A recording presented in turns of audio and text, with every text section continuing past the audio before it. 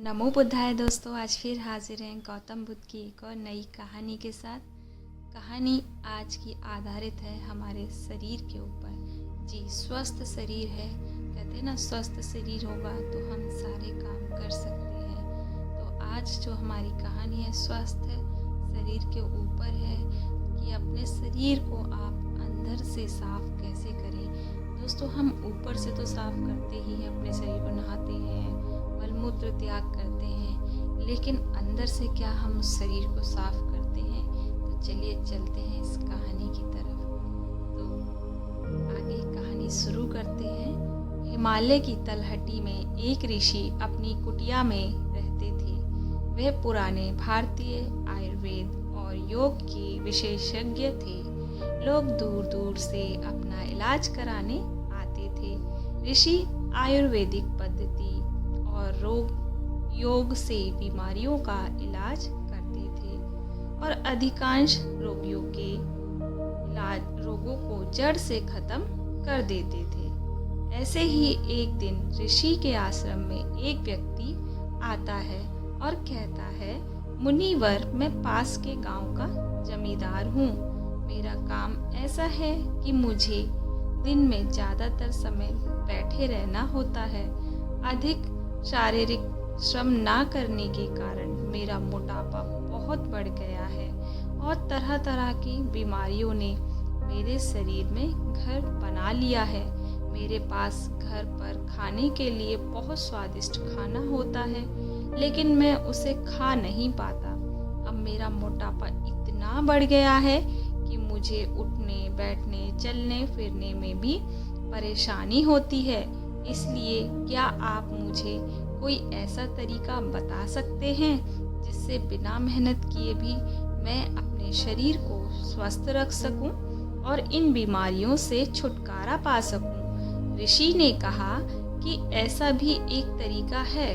इसके लिए आपको सबसे पहले अपने शरीर में जमा गंदगी को बाहर निकालना होगा और जैसे जैसे आपके शरीर से गंदगी बाहर निकलेगी और आपका शरीर अंदर से साफ हो जाएगा तो आपका वजन अपने आप कम होने लगेगा, त्वचा साफ होने लगेगी और आप खुद को पहले से ज़्यादा ऊर्जावान महसूस करेंगे। सबसे पहले आप यह समझ लीजिए कि जब हम कुछ खाते हैं तो जब वह हमारे शरीर के अंदर जाता है तो उसका क्या होता है।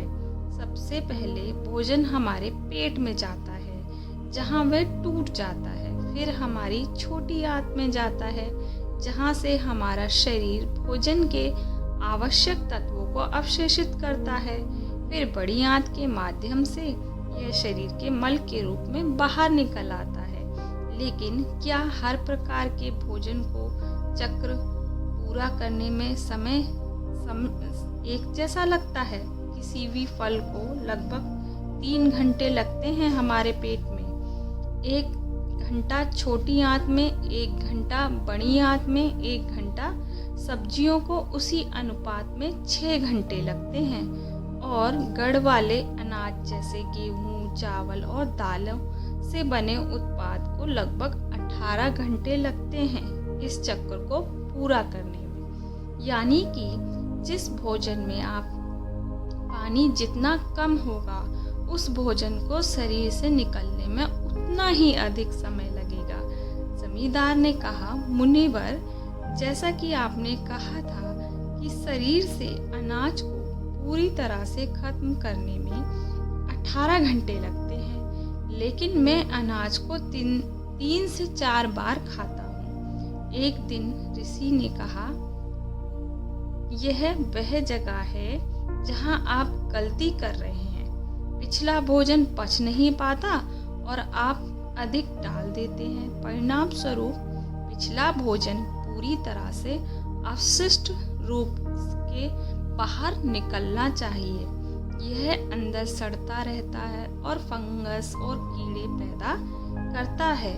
साधु ने जमींदार की ओर देखा और कहा, तुमने लोगों के पेट में कीड़े होने के बारे में तो सुना ही होगा कि वह कीड़े कहाँ से आते हैं? वह कीड़े इस आधे पचे और सड़े हुए भोजन से पैदा होते हैं जो हमारी आंतों में चिपक जाते हैं। यह ज़रूरी नहीं कि आपने कल जो खाया है वह आपकी आंतों में गंदगी के रूप में फंसा हो सकता है कि 1 साल पहले खाए गए भोजन का कुछ हिस्सा अभी भी आपकी आंतों में गंदगी के रूप में फंसा हो सकता है। ऐसा कुछ भी जो हमें सीधे प्रकृति से नहीं मिल सकता।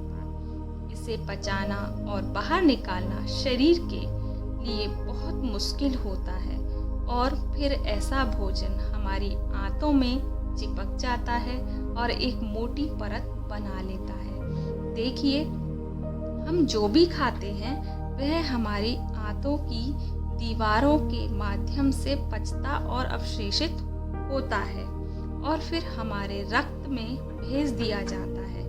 लेकिन अगर गंदगी हमारी आंतों की दीवार में जमा हो जाती है तो भोजन के रस के साथ वह गंदगी भी अवशेषित हो जाती है और हमारे रक्त में मिल जाती है और फिर रक्त के माध्यम से हमारे शरीर के सभी हिस्सों में पहुंच जाती है और उनके काम में बाधा डालते हैं और अलग अलग बीमारियों का नाम दे देते हैं। इस बाधा को अगर ये गंदगी हमारी त्वचा की परतों के बीच में जमा हो जाए तो हम कहते हैं कि यह मुहासे या त्वचा रोग है। अगर यह गंदगी गांठ बन गई, हमारी किडनी, पेट के हिस्सों में जमा हो गई तो इसे हम कैल्कुलम मोटापा कहते हैं। ठीक उसी तरह अगर हमारे आपके वजन कम करना है तो इस गंदगी को शरीर से बाहर निकालना होगा। हमारी आंतों में बहुत मोटी परत होती है तो उसे हम कब्ज कहते हैं और कब्ज ही सभी रोगों की जड़ है। इसी प्रकार जब यह गंदगी हमारी श्वास नली में जमा हो जाती है फिर हम इसे अस्थमा कहते हैं। असल में कहने का मतलब यह है कि गंदगी ही हमारे शरीर की सभी बीमारियों की जड़ है और अगर हम इस गंदगी को शरीर से बाहर निकाल दें तो हम अपनी सभी बीमारियों से छुटकारा पा सकते हैं, क्योंकि जो शरीर अंदर से साफ है उसे कोई बीमारी नहीं हो सकती। ऋषि ने अपने शरीर को की ओर इशारा करते हुए कहा कि हमारा यह शरीर एक आदर्श डिजाइन और एक है प्रकृति का अनमोल उपहार। कुछ समय बाद हम अपने शरीर को माँ प्रकृति को लौटा देंगे। इसलिए हम सभी की जिम्मेदारी है कि जब तक हमारे पास यह शरीर है हम इसे स्वच्छ और स्वस्थ रखें और इसे वैसे ही वापस दें जैसे प्रकृति ने हमें दिया। ऋषि ने आगे कहा कि इंसानों ने प्रकृति भोजन किया पदार्थ लाखों वर्षों तक सीधे रहते हैं, इसलिए मानव पाचन तंत्र भी उसी के अनुसार विकसित हुआ। यानी हमारा शरीर कच्चे प्राकृतिक पदार्थों के लिए बना है। अपने स्वाद के चक्कर में हमने इसमें ढेर सारी गंदगी डालना शुरू कर दी, तो आपका पहला काम इस गंदगी को शरीर से बाहर निकालना है। और फिर दूसरी बात यह है कि इसमें सही खाना डाला जाए। लेकिन मकान मालिक ने कहा, लेकिन मुनिवर शरीर से गंदगी कैसे बाहर निकले? ऋषि ने कहा कि इसके लिए सबसे पहले आपको दिन में 16 घंटे का उपवास करना होगा। ऋषि ने जमींदार की ओर देखा और कहा, 16 घंटे का नाम सुनकर डर मत जाना। उपवास आप इसे बहुत आसानी से कर सकते हैं। देखिए, वह शक्ति जो हमारे शरीर के अंदर से गंदगी को बाहर निकालती है, वजन करेगी, बीमारी को ठीक करेगी, वह हमारे अंदर है। यह किसी दवा या दवा से नहीं है। और उपवास करके हम उस शक्ति को अपना काम करने के लिए समय देते हैं। देखो, जब एक आदमी की हड्डी टूट जाती है तो हम उस हड्डी को आराम देने के लिए उसे बाहर से बांध देते हैं ताकि वह हड्डी अपनी जगह पर रहे और कुछ दिन बाद वह हड्डी अपने आप जुड़ जाती है। ऐसा नहीं था कि हमने उस हड्डी को जोड़ने के लिए उस पर कोई दवा लगाई थी, तो फिर उस हड्डी को किसने जोड़ा? यह हमारे शरीर के भीतर जीवन शक्ति जोड़ती है। यह जीवन शक्ति बहुत मजबूत है। सोचिए, अगर यह जीवन शक्ति हमारे शरीर की हड्डियों को जोड़ सकती है तो क्या यह हमारे अंदर की गंदगी को बाहर नहीं निकाल सकती? क्या यह पत्थर को नहीं तोड़ सकती? निश्चित रूप से यह ऐसा कर सकती है। जब जीवन शक्ति ने अपना काम करना शुरू कर दिया है तो यह किसी भी बीमारी को ठीक कर सकता है, चाहे बीमारी कहीं भी हो और कितनी भी पुरानी हो। सबसे पहले आप यह समझ लीजिए जीवन शक्ति कैसे काम करती है। जीवन शक्ति एक समय में एक ही काम अच्छे तरीके से करती है। यह तो भोजन पचाने का काम या फिर काम पचाने का काम, आंतरिक मरम्मत का काम या शरीर का उपचार। लेकिन दुर्भाग्य से ज़्यादातर लोग हर समय खाते रहते हैं और इस जीवन शक्ति को अपना दूसरा काम करने के लिए समय नहीं देते हैं, क्योंकि जैसे ही भोजन हमारे अंदर जाता है जीवन शक्ति उस भोजन को पचाना शुरू कर देती है। हमने सुबह नाश्ता किया, जीवन शक्ति इसे ठीक से पचा नहीं पाती और हमने दोपहर का खाना खा लिया, वह भी पचा नहीं पाते, हमने शाम को फिर खा लिया, वह भी नहीं पचता, हमने रात का खाना खा लिया। इस प्रकार प्राण शक्ति 24 घंटे 7 दिन रात भोजन पचाने में लगी रहती है। उसे कभी भी शरीर की बीमारियों को ठीक करने और शरीर में जमी गंदगी को बाहर निकालने का मौका नहीं मिलता।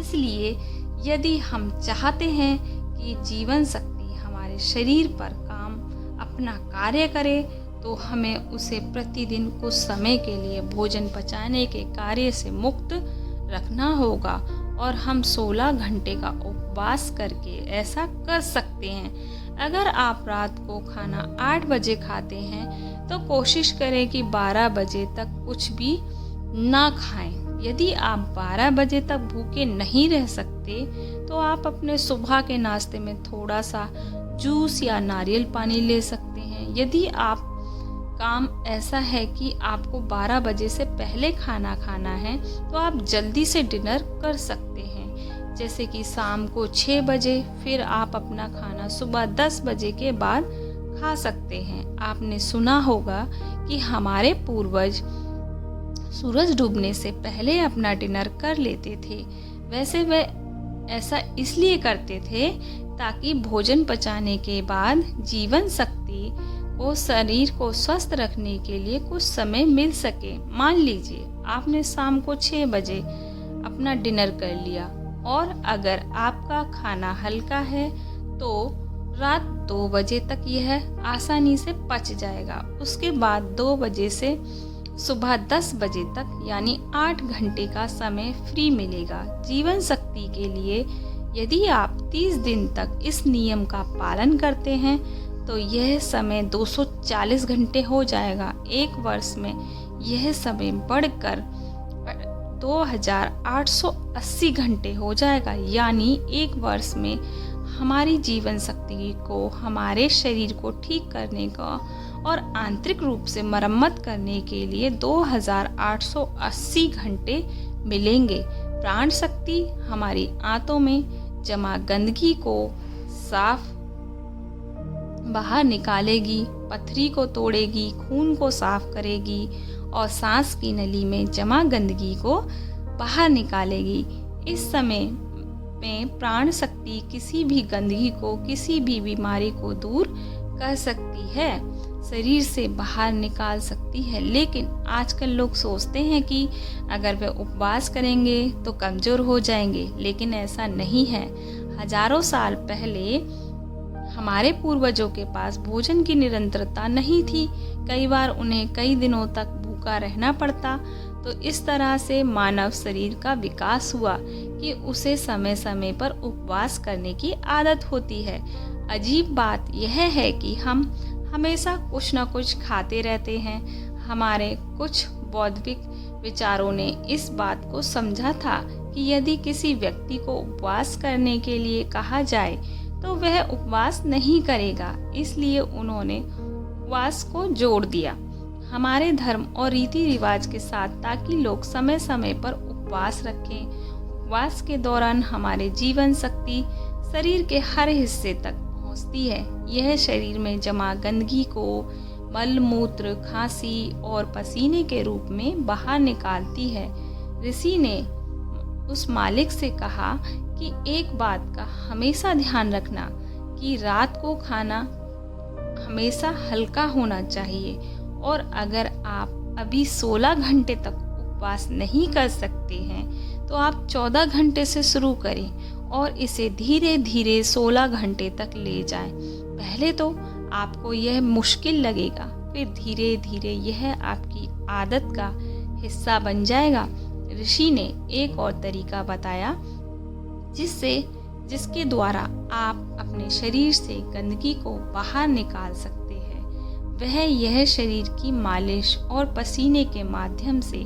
जब हम सप्ताह में कम से कम 3 बार तेल से शरीर की अच्छे से मालिश करते हैं, इससे हमारा रक्त तेजी से चलता है और यह रक्त उसके साथ चलता है, नसों में जमा अपशिष्ट को गुर्दे तक ले जाता है, जहां से इस अपशिष्ट को हटा दिया जाता है पेशाब के जरिए शरीर से बाहर। इसी तरह जब कोई व्यक्ति कड़ी मेहनत करता है तो उसके शरीर से जमा गंदगी, चर्बी पसीने के रूप से बाहर निकलती है। ऋषि ने आगे कहा कि स्वस्थ रहने के लिए शरीर से गंदगी निकालने के लिए आहार लेना ज़रूरी है। जब मैं आपको भोजन के 3 नियमों के बारे में बताने जा रहा हूँ, तो पहला नियम है भोजन अपने आहार में 40 से 50% सजीव भोजन शामिल करें, चाहे वे फल हो, हरी सब्जियां हो, सूखे मेवे हो या अंकुरित अनाज हो। कुछ मिलाकर इसे पकाया नहीं जाना चाहिए। ज़्यादातर लोग मृत भोजन करते हैं और फिर स्वस्थ रहने की उम्मीद रखते हैं। मृत भोजन खाने का मतलब है कि हम किसी मृत चीज़ से जीवन निकाल लेते हैं, इसलिए उसमें कुछ लगेगा, हमारे शरीर से ऊर्जा निकलती है, तो यह हमें ऊर्जा देती है। भोजन को पचाने के लिए आवश्यक सभी पाचक रस न केवल शरीर में पाए जाते हैं बल्कि उस भोजन में भी पाए जाते हैं। लेकिन जब हम उस भोजन को पकाते हैं तो उसमें बहुत से पाचक रस नष्ट हो जाते हैं, और जब हम बिना पाचक रसों के खाना खाते हैं तो हमारे शरीर को उन सभी पाचक रसों को दोबारा बनाना होता है जो नष्ट हो गए हैं। लेकिन किसी व्यक्ति का पाचन तंत्र कितना भी अच्छा क्यों ना हो, वह उन सभी पाचक रसों को दोबारा नहीं बना सकता जो नष्ट हो गए हैं। उन्हें कुछ हद तक बनाएं। दूसरा नियम है शुद्ध शाकाहारी भोजन खाएं, यानी जो भोजन पेड़ों से मिलता है, जानवरों से नहीं। मांस, मछली, अंडा ना खाएं। प्रकृति ने हमारे शरीर को जानवरों को खाने के लिए नहीं बनाया है। तीसरा नियम है बासी भोजन या लंबे समय तक रखा हुआ भोजन नहीं करना चाहिए। 17वें अध्याय के 10वें श्लोक में कृष्ण ने कहते हैं कि भोजन पकाया जाता है उसे पकाने के 3 घंटे के भीतर ही खा लेना चाहिए, क्योंकि 3 घंटे के बाद वह भोजन तामसिक हो जाता है और उसमें से जीवन समाप्त होने लगता है। इसलिए भारतीय यौगिक संस्कृति में पका हुआ भोजन किया जाता है। 3 घंटे से ज़्यादा रखा गया हो तो उसे हमारे पूर्वज इसी नियम का पालन करते हैं। इसलिए खाना सीधे चूल्हे से नहीं उनकी थाली में आ जाता था, लेकिन आजकल ज़्यादातर लोग सुबह का खाना शाम को खाते हैं और रात का बचा हुआ खाना सुबह खाते हैं और कई बीमारियों का निमंत्रण देते हैं। ऋषि ने जमींदार के चेहरे की ओर देखा और कहा कि यदि तुम नियम का पालन करोगे तो तुम्हारी बीमारी ठीक हो जाएगी और तुम भी ठीक हो जाओगे, स्वस्थ रहें और कभी बीमार ना पड़े। तो दोस्तों, उम्मीद करती हूँ आपको इस कहानी से एक अच्छी सीख मिली होगी। यह कहानी आपको कैसी लगी कमेंट बॉक्स में ज़रूर कमेंट करना और अपने फ्रेंड्स, फैमिली और दोस्त के साथ ज़रूर शेयर करना और अपने अनुभव कमेंट बॉक्स में ज़रूर लिखना और कहानी को लाइक, शेयर एंड सब्सक्राइब करना। इसी तरह की और भी मोटिवेशनल स्टोरी मेरे इसी चैनल पर हैं, जो कि आप मेरे चैनल सबका जीवन ज्ञान पर देख सकते हैं। कॉट्स, थॉट्स और मोटिवेशनल स्टोरी है। और दोस्तों, जितना हो सके मोटिवेट कीजिए और मेरे इस चैनल के साथ बने रहिए। तो बस चलते हैं हम आगे, नेक्स्ट कहानी लेके आएंगे फिर से। बुद्धं शरणं गच्छामि, धम्मं शरणं गच्छामि।